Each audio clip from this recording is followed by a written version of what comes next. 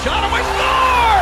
Daniel Alfredsson ends the game in overtime and sends the Ottawa Senators to the Stanley Cup Final for the first time in franchise history. Welcome to SENS Talk. My name is Brandon and I'm your host.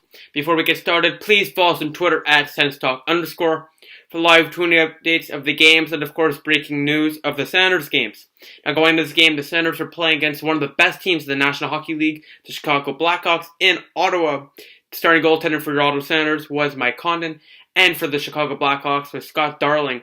Interesting fact, Scott Darling was a starter because Corey Crawford was under the weather. But the last game the Blackhawks played against the Montreal Canadiens, where Corey Crawford took a slap shot to the head maybe 10 feet away from Shea Weber. So maybe under the weather means concussion symptoms. The concussion spotters should have definitely taken Crawford out of that game because he was down for a little bit. That was a scary moment, and hopefully Crawford's okay. Going in this game, the Senators were second in the Atlantic. The record was 39-22-7. Going in this game for the Blackhawks, they were first in the Central Division. They were 44-20-5.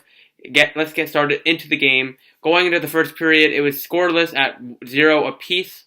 Both goalies standing strong, making some big saves, especially Mike Condon making a huge save on a breakaway short on the power play for the Blackhawks. Mike Condon made a huge save and kept it at 0-0. Going to the second period, same thing, remained scoreless at 0-0. In fact, the Blackhawks led by one shot after the second period. Great chances on both sides. Once again, the goalie shut the door. The first goal happened 8 minutes into the third period. It was Duncan Keith on a weird goal. The shot went off Mathot barely in as he tried to push it out of the net. It was called a goal, no goalie interference. This was moments after Chris Wyman rang it off the post, so the momentum switched quickly right after, and it was 1-0 Blackhawks on a weird, fluky goal, I would like to say. It was not the most conventional goal you would see often. Turris responds 3 minutes later, though, 1-1 tie on the power play, 12 seconds in on the power play. Carlson's 50th assist of the night, the fourth 50th assist season for Erik Karlsson. One season shy of tying Alfredsson for the Senators' lead. This one assist by Karlsson Hoffman from Turris, 23rd of the year. Power play goal, 12 seconds in. Tie game in one. Looking good for Ottawa. Turnover from Derek Brassard off the post, and Kane is robbed by Mike Condon, who keeps it scoreless. But with 3 minutes to go, Kane redeems himself, passes to Richard Panik. No chance for Condon. One-timer, bar down. 2-1 Chicago Blackhawks lead. This one's from Taze, from Kane to Panik, his 18th of the year. It's a 2-1 lead for the Blackhawks. They held on to that lead, defeating the Senators 2-1, handing the Senators their first regulation loss in 8 games. The Senators' shots on goal after the first period were 13 apiece. 9-8 Blackhawks after the second period. 13-6 Senators after the third period for a final tally of 34-28 Ottawa. Not only that, the Senators played a very good game against one of the league's best. Just didn't get the lucky bounces to them. In fact, some of the calls the refs made were controversial. Some of the calls, mostly the calls they didn't make, were more controversial. Plenty of missed calls by the refs in favor of the Blackhawks. The Senators should have gotten more power play time. They didn't. Blackhawks take the game 2-1. Not going to blame the refs, but it wasn't a good not a good officiated game whatsoever. Senators had many chances. They get a power play that were not called. Bobby Ryan had a couple empty nets that he missed. Sometimes the circumstances were a little different, but he should have buried 1 out of 2 at least. He made a bad back pass in the final seconds that cost us a chance to tie the game, in my opinion. But these are all things that led up to the amount of times we missed our opportunities to score. And we scored 2 goals in 2 games, 1 goal per game right now. And listen, I know Connor's playing spectacular, but the problem is right now, I'm starting to get a little concerned. I understand Scott Darling is a best goalie in the league for save percentage in a small sample, and Andrei Vasilevsky has been playing spectacular hockey. But scoring only 2 goals against really 2 backups, they're playing both spectacular, but they're very young, and they're not starters. Well, Vasilevsky's a starter, but he's not a starter for more than this season. So the fact that we're only scoring 2 goals is a little concerning. The Senators really need to score because next game is a back-to-back against the Montreal Canadiens in Ottawa and then in Montreal Saturday and Sunday night. That could decide the division. There's 3 games against Montreal in the next 8 days. The Senators need to get scoring quickly, and Mike Condon needs to stay spectacular if we're not going to score often. So those are big games, and hopefully the Senators can pick it up. Tonight's game was a well-rounded game. The puck bounces did not go our way. The team stats: Chicago won 36.2% of the faceoffs for 21. Ottawa won 37 faceoffs for 63.8. Power plays, the Senators and Blackhawks went 1 for 4. Hits were 22-14 Ottawa. Some injury updates: Borietzky skated today. He did not return. He did not play tonight. Greg Anderson should be back in the next couple of days. And Mark Stone still week to week. Shots 34-28 Ottawa. 3 stars for the game. The third star, Mike Condon, had a .929 save percentage. Stopped 28 shots. He stopped 26, handing him the loss in a spectacular effort.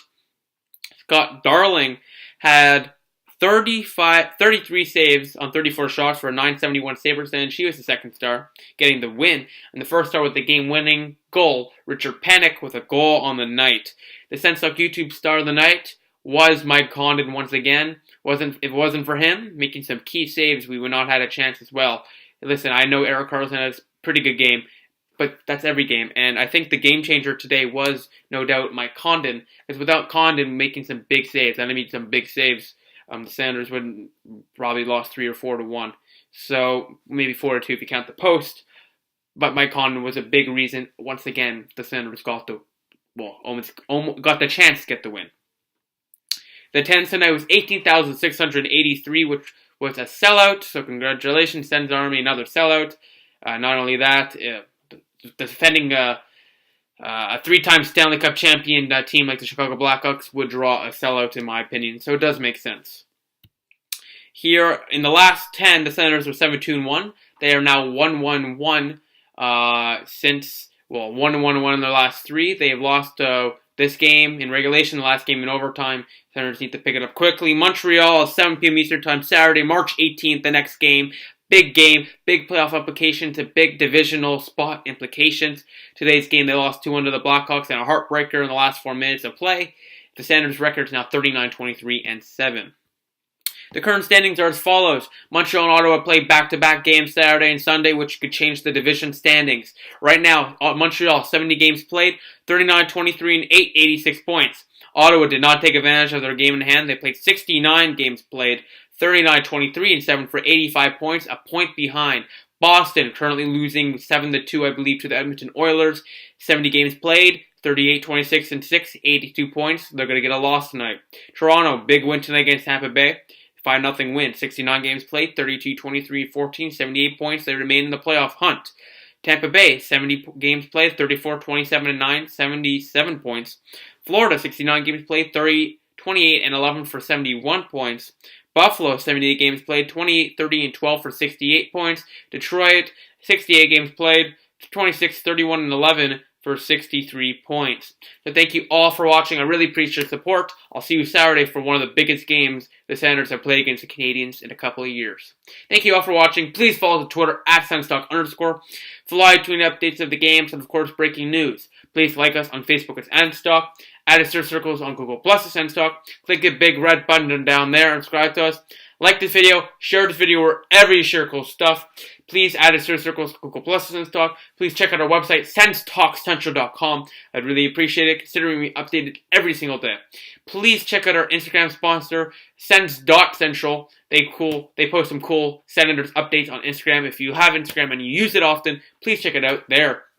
Once again, thank you. Please subscribe and click right here for the latest Sens Talk YouTube video and right here to subscribe to us. Thank you all for watching. The Senators lose to the defending Cup champions. I'll see you next video. Go Sens, go.